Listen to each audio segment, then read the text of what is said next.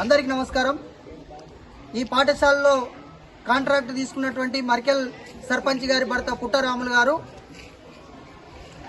ఈ school chairman గారి యొక్క అనుమతి లేకుండా విద్యార్థులదైనటువంటి గేటును 12,000 రూపాయలకు వేరే అతనికి అమ్మితే అతను ఇంకోరికి కూడా అమ్మడం అనేటువంటిది జరిగింది। నిన్న చైర్మన్ గారు ఈ యొక్క గేట్ తీసుకుపోయినటువంటి వాళ్ళ మీద పోలీస్ స్టేషన్ లో కంప్లైంట్ ఇస్తానని చెప్పిన వెంటనే ఈ రోజు గేట్ తీసుకొచ్చి మళ్ళీ పాఠశాల దగ్గర పెట్టడం అనేటువంటి జరిగింది। పాఠశాల దగ్గర పెట్టడమే కాదు, ఆ గేట్ ఎలా ఉన్నదో ఆ రకంగా పెట్టాలి। అంతేకాకుండా ఈ పాఠశాలలో ఉన్నటువంటి చెట్లను రంగా కొట్టి సర్పంచ్ గారి భర్త అయినటువంటి కాంట్రాక్టర్ పుట్టరాములు గారు అమ్ముకోవడం జరిగింది।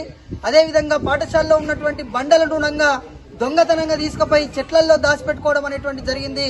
వాటన్నిటిని కూడా పాఠశాల యాజమాన్యం తప్పకుండా రికవరీ చేయాలి।